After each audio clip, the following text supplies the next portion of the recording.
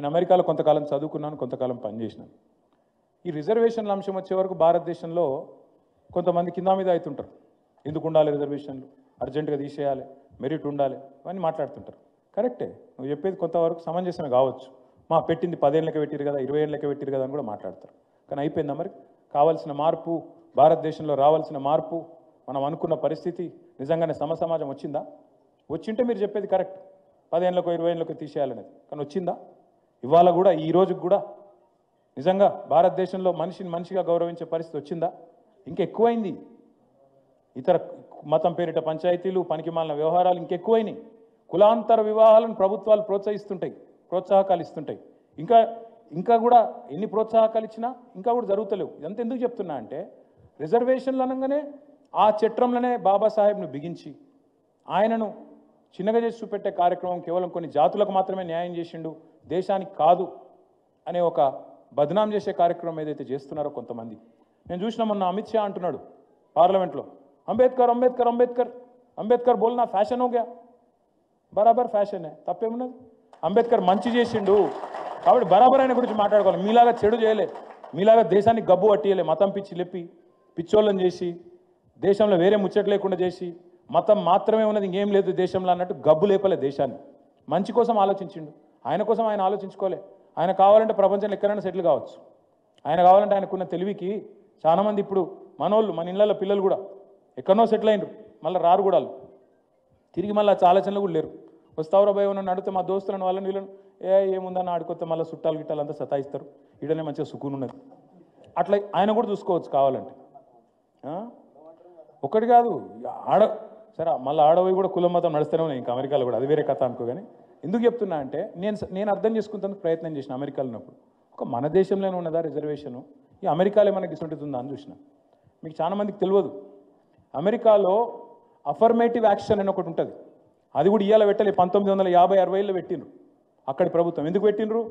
అక్కడ నల్ల జాతీయుల మీద ఏదైతే వివక్ష ఉందో ఆ వివక్ష పోవాలి అంటే వాళ్ళకు కొంత ప్రత్యేకమైన రక్షణ, మన రిజర్వేషన్ లెక్కనే వాళ్ళకు కూడా విద్యలో ఉపాధిలో వాళ్ళకు కూడా రక్షణ ఉండాలని పెట్టినరు. కాబట్టి మరి అమెరికా వాళ్ళు మనకంటే తెలివైన వాళ్ళు అని చెప్పి ఆడిపోతున్నాం కదా మనందరం. ఆడనే పోయి సెటిల్ అవుతున్నాం, ఆడనే బాగుంది, ఆడనే గొప్పోళ్ళు, వాళ్ళే అగ్రరాజ్యం అని మాట్లాడతాం కదా తెల్లారులైతే. మరి ఆడకూడదు, మరి వాళ్ళు బుద్ధి తక్కువ. ఎందుకు చెప్తున్నా ఈ మాట అంటే, భారత సమాజాన్ని కరెక్ట్గా అర్థం చేసుకుంటే ఈ పనికిమాలిన మాటలు మాట్లాడరు. ప్రధానమంత్రి అంటాడు, ఈ రేవడీ కల్చర్ క్యా హై, రేవడీ కల్చర్ అట అంటే ఏంది? పేదవాడికి 2000 పెన్షన్ ఇస్తే ప్రధానమంత్రికి నచ్చలేదు, రైతుకు 24 గంటల కరెంట్ ఇస్తే ప్రధానమంత్రికి నచ్చది, రైతుకు రుణమాఫీ చేస్తే ప్రధానమంత్రికి నచ్చది, బీజేపీకి నచ్చది. ఇక్కడ వాళ్ళ పేదల వ్యతిరేకం, వాళ్ళ ఎజెండా స్పష్టం, పేదల వ్యతిరేకం. కానీ 16.5 లక్షల కోట్లు పెద్ద పెద్ద కార్పొరేట్లకు మాఫీ చేస్తే మాత్రం బీజేపీకి సంతోషంగా ఉంటుంది. ఏది పెద్ద పెద్దోళ్ళు 1000 కోట్లు ఎగేసి ఇతర దేశాలకు పారిపోతే మాత్రం వాళ్ళని అనేది లేదు, వాళ్ళని అనుడు శాత కాదు. నేను ఇక్కడికి వస్తుంటే ఇప్పుడే చూసిన సోషల్ మీడియాలో, వాస్తవమో కాదు నాకు తెలియదు, నిన్ననట ఇక్కడ ట్రాఫిక్ పోలీస్ ఆయన ఒక ఆయన బాలనగర్లో, ఇప్పుడు ఇక్కడికి వస్తుంటే చూసిన నేను, పిల్లగాడు వాడేదో గీత దాటిండు, సరే తప్పు, అది కూడా తప్పే, ఏది ఆ సిగ్నల్ కాడ గీత దాటిండు, వాడు ఎంబడవాడు ఉరుకుడట, వాడేదో టెర్రరిస్టో ఉగ్రవాదం, వాడిని సపరేట్గా ఫోటో కొట్టి ఇంటికి చాలని పంపరాదా? వాడు ఎంబడవాడు ఉరికితే వాడాగమాగం ఉరికిండు, ఆయనతో పోయి ఆర్టీసీ బస్ కింద పడ్డాడు, చచ్చిపోయాడు. ఆ కుటుంబం ధర్నా చేస్తుంటే రోడ్డు మీదకి వచ్చి వాళ్ళని కొట్టిరు నిన్న పోలీసులు. నేను అడుగుతున్నా, ఏం పని మీ పోలీసు వాళ్ళది అసలు? చేయాల్సిన పని ఏంది మీరు? ఈ టెక్నాలజీ యుగంలో ఫోటో కొట్టి మన ఇంటికి చలాన్ని పంపరాదా? ఎందుకు సావగొట్టుడు, ఎందుకు అప్పులుగాని ప్రాణం తీసిరు?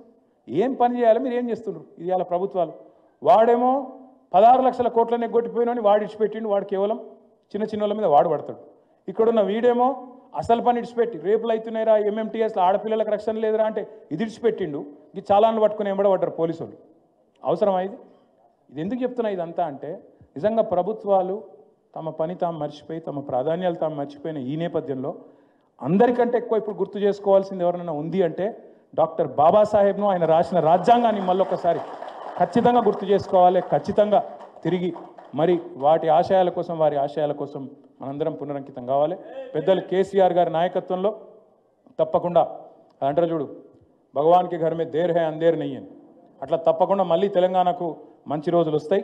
కేసీఆర్ గారు తిరిగి ముఖ్యమంత్రి అవుతారు.